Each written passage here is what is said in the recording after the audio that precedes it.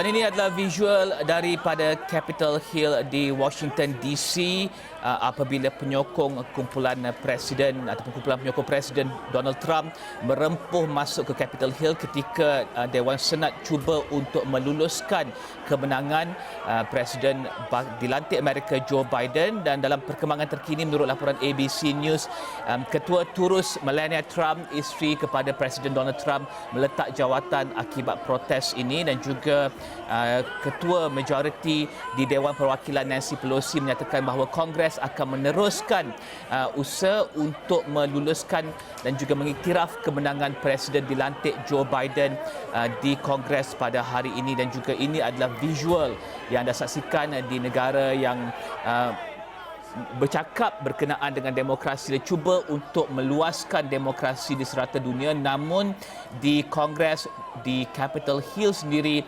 penyokong Presiden kini Donald Trump merempuh masuk ke dalam satu proses demokrasi untuk mengiktiraf kemenangan Presiden Joe Biden. Dan kami akan bawakan perkembangan lanjut berkenaan dengan perkembangan terkini di Washington dalam jam-jam akan datang.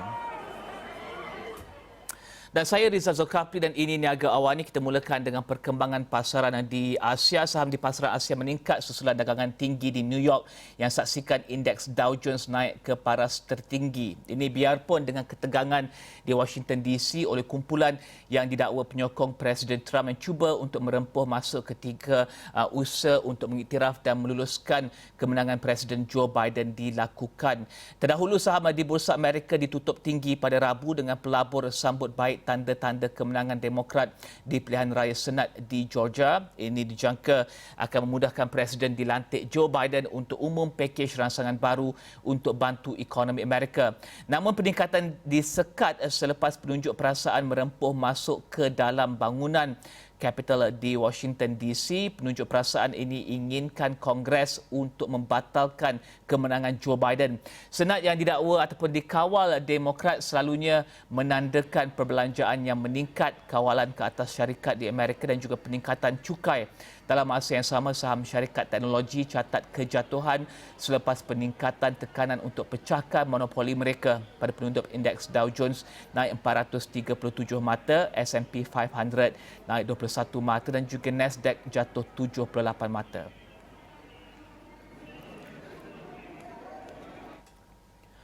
Sementara itu, harga minyak mentah meningkat ke paras tertinggi sejak Februari 2020 selepas Arab Saudi umum pemotongan bekalan dan juga inventori Amerika yang rendah.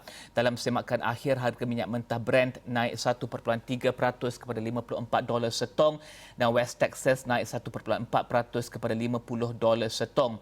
Kenaikan namun ditampan rusuhan di bangunan Capitol di Washington DC. Ini mengurangkan sentimen positif dalam pasaran minyak mentah menurut pengarah dagangan hadapan tenaga di Mizuho di New York yang dipetik Reuters. Ketika ini Amerika ataupun minyak di Amerika digunakan untuk menghasilkan produk, namun produk berkenaan tiada permintaan. OPEC sebelum ini menjangka permintaan akan terkesan dengan penularan COVID-19 yang terus meningkat. Goldman Sachs dalam masa yang sama mengekalkan harga minyak hujung 2021 pada $65 setong.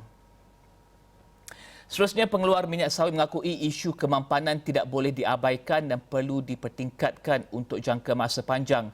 Menurut laporan bernama ini, di tengah-tengah negatif ataupun dakwaan negatif yang terkait dengan industri minyak sawit yang didakwa sengaja ditimbulkan sebagai sentimen melindungi industri minyak makan Eropah.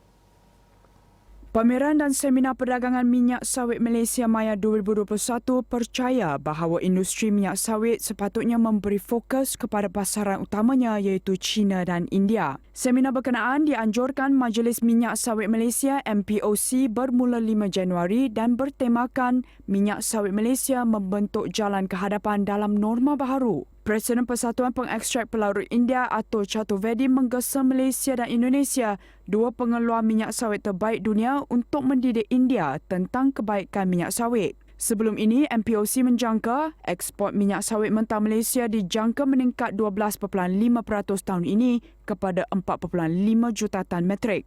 Menurut Ketua Pegawai Eksekutifnya, Datuk Dr. Kalyana Sundaram, harga MSM akan tetap berada di atas paras RM3,000 per tan metrik dalam persekitaran kebimbangan mengenai had bekalan kerana musim tengkujuh. Bagi pengeluaran MSM negara, beliau berkata ia dijangka meningkat sedikit kepada 19.6 juta tan tahun ini dibandingkan 19.4 juta tan pada 2020.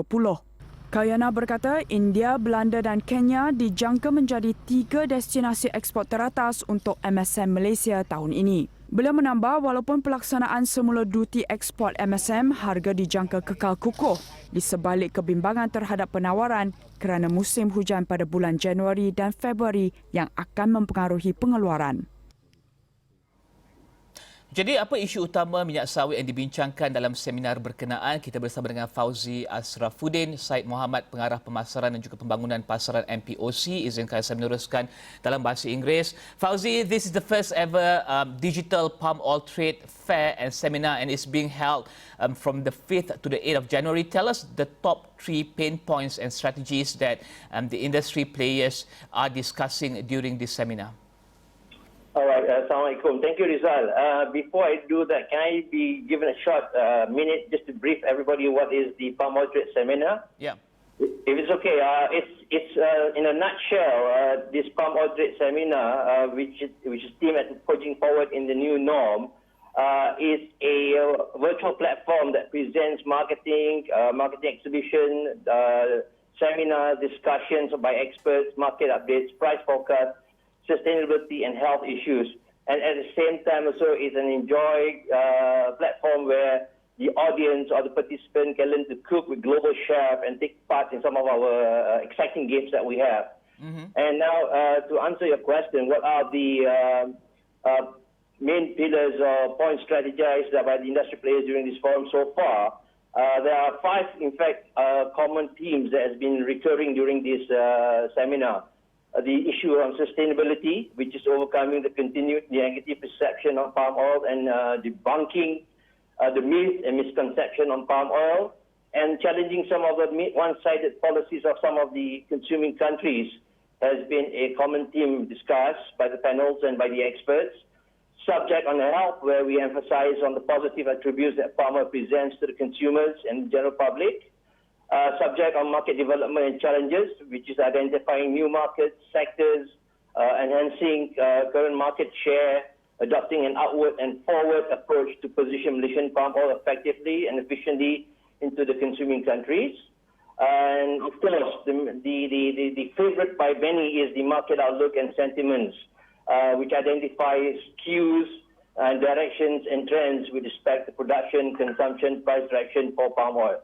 These are the main items which has been discussed heatedly and elaborately in this seminar so far. And Fauzi, what about the US ban on palm oil imports from 2 companies, FGV and Sime Darby Plantation? Are they high on the agenda? Well, I tell you what, any attempt to ban Malaysian palm oil is of concern not only to these companies, but concern to the industry as a whole. This action creates, disrupts and provides misrepresentation of an outlook of an industry or palm oil industry with a history of over 100 years old that strive on good plantation management practices and policies. It's incorporated growth and benefit for the socio-economic level of its participants. So it is a golden crop, a benefit for nations involved in the palm oil industry.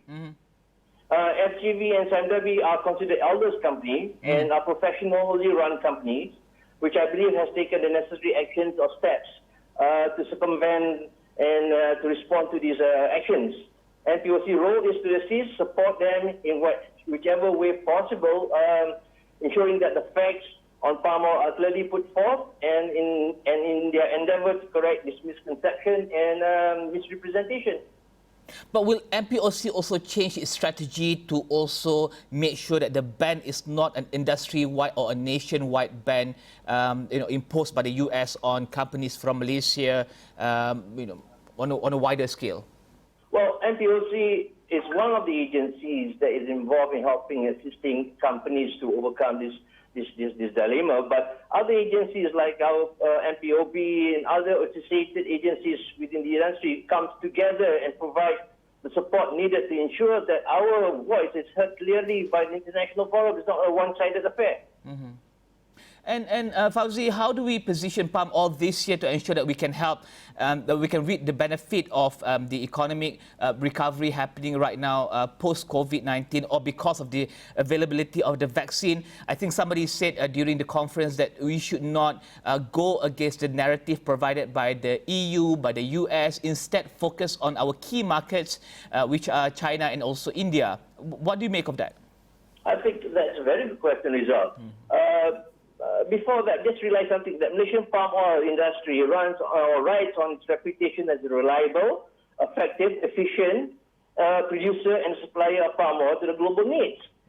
It is seen as an important source for food security globally. Its inherent properties as a perennial crop allows it to ensure that the supply of palm oil is 24/7, 365 days a year, and it's a source to fulfill the needs in the food and non-food sector globally. So it is a global need by the global consumers. It's not only the Europeans. So we have a vast market to cater for. We serve 165 markets globally. So our opportunity to sustain our growth and make sure that we continue to be seen as a major provider of oils and fats in the global market is essential.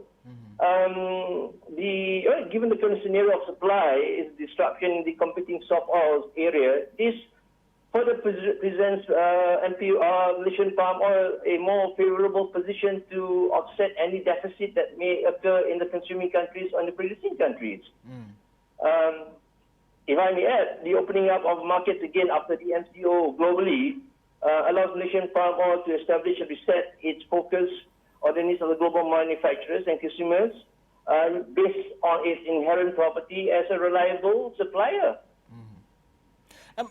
What are some of the new strategies or efforts done by MPOC to reap this benefit? Because I think the marketing and promotion must be done now, so that when these markets, when these companies or countries reopen their economy activities, then consumers can continue to purchase, and these countries can continue to purchase palm oil. Are you looking at new strategies, new marketing strategies, promotion strategies to market palm oil? Well, I'll tell you, it's just not now. MPOC has continuously been positioning Malaysian palm oil into the global markets, and it always comes out with strategies and projects and programs which will enhance the position of Malaysian palm oil. One of the main things that we realize that's happening right now, and it's highlighted during the industry, is that new emerging countries, consuming countries, who are dependent on Malaysian palm oil, looks towards us as a priority supplier. We cannot be seen just as a supplier. We should be seen to be engaging, which is what MPOC is now propagating to all the Malaysian palm oil industry players, to be positioning themselves as not just a supplier, but as a player in the consuming countries. That means being involved in the development of its oils and fats industry, by positioning palm oil and its application more favorably in these consuming countries. That's one. The other one is our continuous promotion efforts to educate, disseminate proper information, help these consuming countries to counter any negativity that comes against palm oil. That is an ongoing effort by MPOC, and we will continue to do that. And you are also monitoring these companies to ensure that they follow the certification processes, the standards set by certificating bodies? Well, I'll tell you what, these companies are responsible companies. They know what needs to be done. We come into the picture as a guide or as a supporter to them in giving a better understanding of the policies that has been put forth. And Fauzi, finally, what is the outlook for CPO prices and output for this year? I know I've read a bit about it just now, but maybe you can just reiterate that for the viewers out there. Sure. If I can take the cue which was presented by my CEO, that is on the first day of the presentation, the Malaysian CPO production in 2020 was 19.4. However, in 2021, we expect a marginal increase to about 19.6 million tons. CPO exports in 2020 was 4 million tons. We anticipate a significant increase of about 500,000 tons into 2021. Indonesia's CPO production, which is estimated at 43 million in 2020, is now estimated to be at 45 million in 2021. Of course, Indonesia is the biggest supplier. We are the second biggest supplier. Okay. But we feel favorable because the current structural policy adopted by Indonesia has made it more favorable for consumers to look at Malaysian palm oil because of its competitive pricing at the moment. In terms of price forecast, if I may take you again from my CEO's presentation, we see it to be about 3,350 metric ton if Malaysia and Indonesia proceeds with the implementation of the biodiesel blending mandates Okay. as planned in 2020, and lower oilseeds production, which is forecast in the coming season.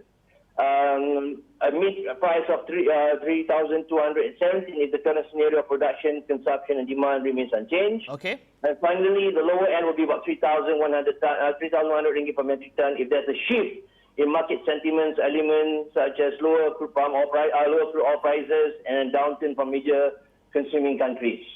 On that note, thank you very much Fauzi Asrafuddin, Syed Muhammad, Pengarah Pemasaran dan juga Pembangunan Pasaran MPOC, membincangkan berkenaan dengan seminar minyak sawit yang dilakukan di atas talian, itu Palm Oil Trade and Fair and Seminar dari 5 ke 8 Januari pada tahun ini, pada minggu ini, dan kita akan berhenti berehat seketika, kembali selepas ini.